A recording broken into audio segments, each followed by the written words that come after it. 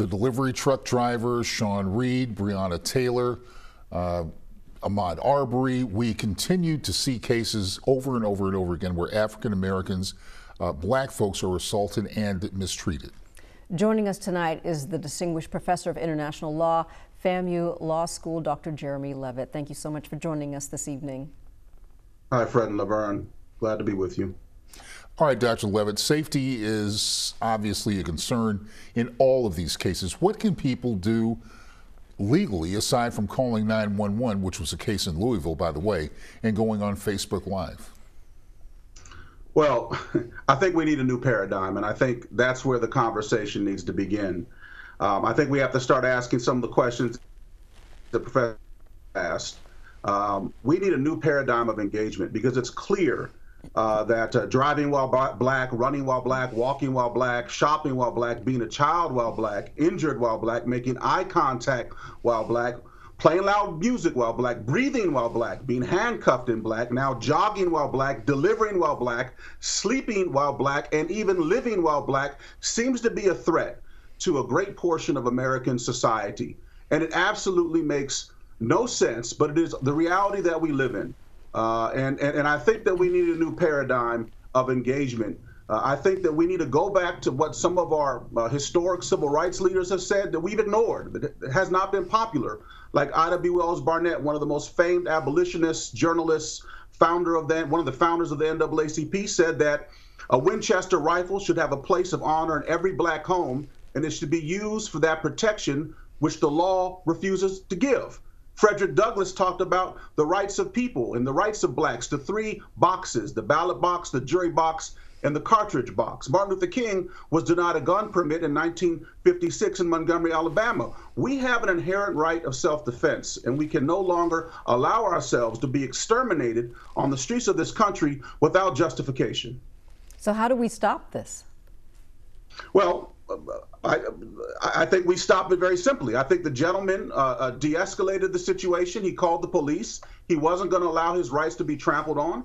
I think self-defense is critical for us. When we look at the string of cases that we've seen, even in the last week or two, the question is, do African Americans have an inherent right of self-defense? And why don't any of our civil rights organizations, my friend Derek Johnson at the NAACP, the Urban League, the Anti-Defamation League, they've never gone forward to protect the Second Amendment, which, by the way, is the singular right that African Americans have been denied the most in the past 400 years in this country. And so we see these kind of white citizen councils, these white posses now, thinking that they have the inherent authority of the police. And then we have a string of just bad cops. We have great cops on our streets, but we also have bad cops who, even in the death of young black men, are joking about it and stomping on the life of these individuals and their legacies. This is something that obviously state and federal governments are not willing or able to stop. So we as African Americans, as we always have done, have to tap into our own moral compass and figure out a way forward.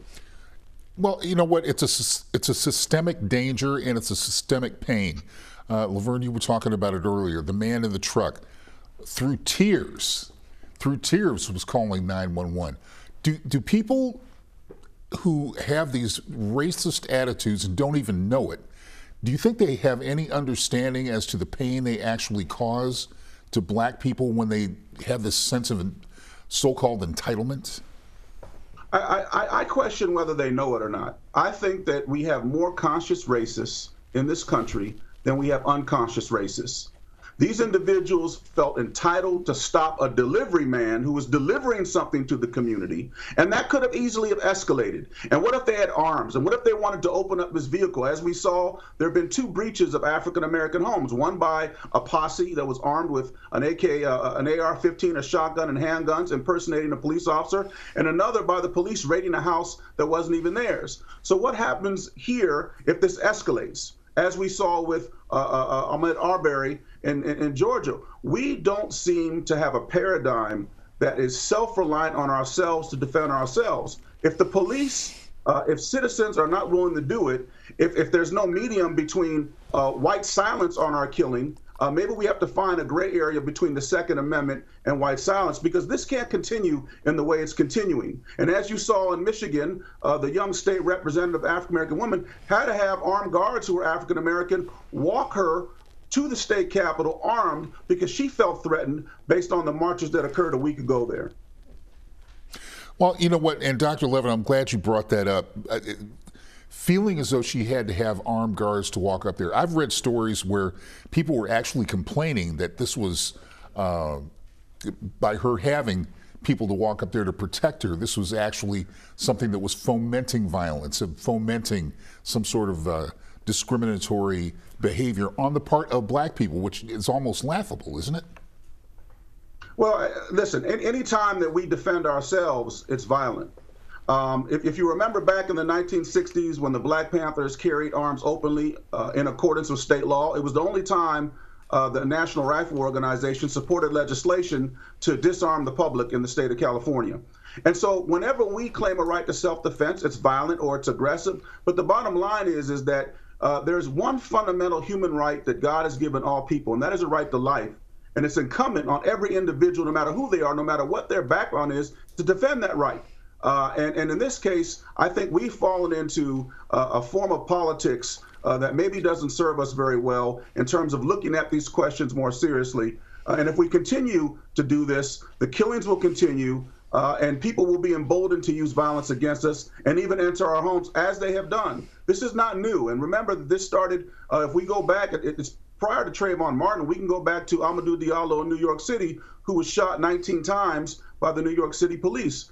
We have to move forward with conversation, but while we have conversation, we have to also move forward with defending ourselves, because if we don't, nobody else will. All right, he is Dr. Jeremy Levitt. Thank you so much for joining us. As always, a professor of international law at FAMU Law School. Thank you so much for your perspectives tonight, sir. My pleasure.